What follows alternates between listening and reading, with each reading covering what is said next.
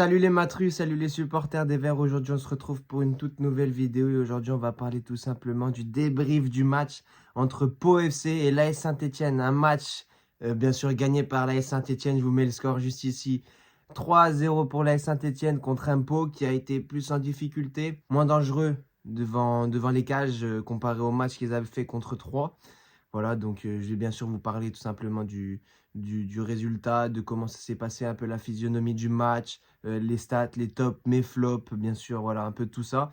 On va parler de ça et après, n'hésitez pas à me dire dans les commentaires avant de commencer la vidéo ce que vous en avez pensé, votre avis. Est-ce que vous étiez au stade? Comment c'était dans les tribunes pour vous? Enfin voilà, tout ça. Donc n'hésitez pas à me dire dans les commentaires tout ce que vous en pensez sur la situation actuelle de l'AS Saint-Etienne. Voilà. Donc les Verts sont à 4 matchs sur 4 avec Philippe Montagnier, donc 4 victoires sur 4. C'est une statistique plutôt positive parce que Philippe Montagnier est en train de faire quelque chose d'assez exceptionnel avec la Saint-Etienne pour cette montée en Ligue 1. Actuellement, on est provisoirement premier. C'est plus que positif. Franchement, je ne m'attendais pas à en arriver là. Alors, bien sûr, on a la chance que les équipes concurrentes font des faux pas, en fait. Font des faux pas. Et nous, on sait en profiter. Et on a la chance qu'avec Philippe Montagnier, ça marche bien et que les joueurs donnent le meilleur d'eux-mêmes. Donc voilà, dans un premier temps, le match commence. On a un AS Saint-Etienne qui a toujours un peu cette possession de balle. Voilà, défensivement, on est solide. Voilà. Et rapidement, à la 3e minute de jeu, sur une passe décisive de Cardona, voilà, but de Lucas Stassin. Voilà. Premier but depuis 158 jours, un truc comme ça. C'est énorme. Ça fait tellement longtemps qu'il n'a pas marqué. Voilà, donc but. Passe décisive, point de pénalty à peu près, il arrive à croiser, ça fait tout simplement but. Voilà, le gardien qui peut difficilement faire quelque chose. Mais voilà, donc point positif, on met le but très tôt dans le match, qui fait que Pau va courir après le score d'entrée. Ça veut dire qu'ils ont encore une pression en plus. Après, on a un Gauthier Larsonneur qui a sauvé pas mal de fois les meubles. Donc voilà, avec Versini qui fait aussi une belle occasion de but. Voilà, il est assez agile, il fallait s'en méfier de ce joueur. Et on a su faire attention sur cette première période, voilà, de Versini principalement. C'était lui qui était pour moi le plus dangereux de cette équipe. Après, bien sûr, à pas sous-estimer non plus l'équipe en général. Mais dans la globalité, Pau a été peu dangereux offensivement, à part certains moments, mais l'Arsenal a su faire la différence. Défensivement, on a été bon. Le score en est de 3-0, donc on n'a pas pris de but, c'est assez positif pour le goal average. Et donc, on rentre au vestiaire sur le score de 1-0 avec un Lucas Tassin qui nous fait rentrer avec un but d'avance à la mi-temps. On arrive à tenir le score, voilà tout ça. On repart pour la deuxième mi-temps. Voilà, on a des frayeurs avec encore une fois Versini qui fait peur au gardien. Alors, je ne sais pas trop comment ça se passe pour lui dans sa tête, mais duel contre l'Arseneur. Versini se met sur son pied gauche pour ouvrir, en fait, parce qu'il est un peu sur le côté droit de la surface de réparation. Il ouvre son pied gauche et l'Arseneur reste assis sur ses appuis et il arrive à stopper le ballon tout simplement. Donc ça, c'est un arrêt décisif parce qu'il fait que on évite le 1-1 et qu'après, nous aussi, on a la pression de devoir revenir encore au score pour mener. Donc voilà, après, l'Arseneur, bon match. Et après, à la 64e minute, on a Boaki qui fait tout simplement une passe décisive à Lucas Tassin. À peu près le même but, c'est à peu près similaire. Hein. On est dans le même thème, un peu renard sur des surfaces, quelque chose comme ça, tu vois. Donc c'est quelque chose d'assez positif. Doublé pour Stassin qui, là, il fait le plein de confiance face à Pau. Donc peut-être qu'on va avoir un Stassin qui va se réveiller tout simplement au fur et à mesure de ces 9 derniers matchs. Donc voilà, c'est plutôt positif. Contre le Red Star, match très important aussi pour, pourquoi pas, encore passer premier. Donc voilà, c'est quelque chose d'assez positif et on l'attendait ce but-là, enfin ce but, mais du coup ces buts-là de Stassin, on attendait vraiment une performance de sa part, autre que les passes décisives. Et on peut voir que, on peut en déduire que, tout simplement, grâce au staff, grâce à la gestion de Philippe Montagnier, on arrive à tirer le meilleur des joueurs. Le staff qui a été recruté, là, on a un nouveau mec du staff qui a été recruté et que Stassin d'ailleurs a dit, depuis son arrivée, il me conseille, il me donne beaucoup de conseils et tout. Donc franchement, c'est assez positif et ça montre que du coup, ce qui a été recruté dans le staff est positif et sert à l'équipe. Donc voilà, c'est des points positifs. Les joueurs sont moins fatigués. On a eu le retour de Florent Tardieu parce que je savais plus trop à l'avant-match s'il était dans le groupe ou pas.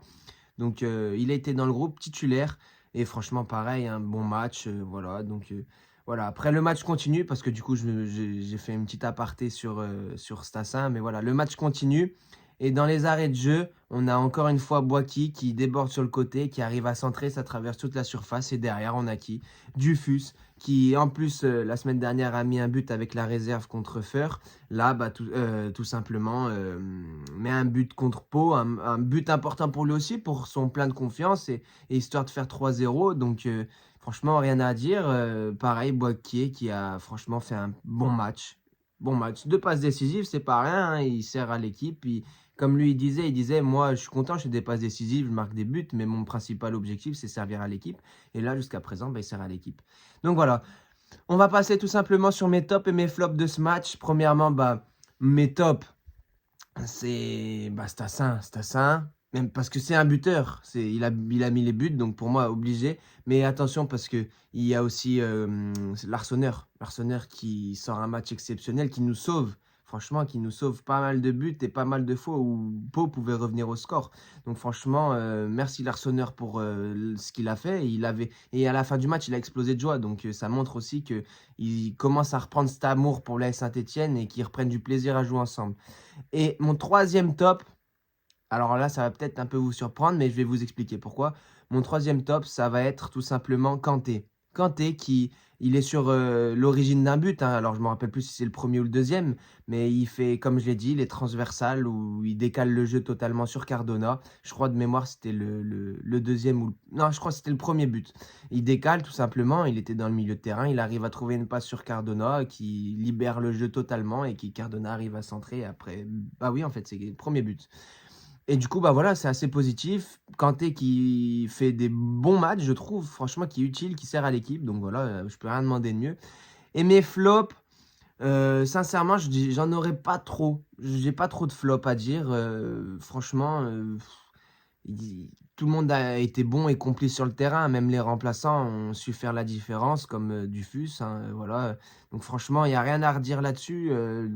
Les flops, j'en ai pas trop. Alors peut-être que je suis pas objectif parce qu'on a gagné et que voilà. Mais n'hésitez pas à me dire dans les commentaires ce que vous en pensez. Peut-être vous avez des flops, mais même si c'est l'arbitrage, même si c'est les supporters, même tout, n'hésitez pas à me dire. Voilà, on en parle dans les commentaires. Voilà, donc c'est vraiment ça que j'ai à dire. Donc ce qui fait qu'on passe provisoirement premier au classement avec 46 points, un point d'avance sur 3, qui 3 a un match de retard. Donc on ne sait pas encore qu'est-ce qui va se passer. Voilà, ils vont jouer tout simplement contre Amiens.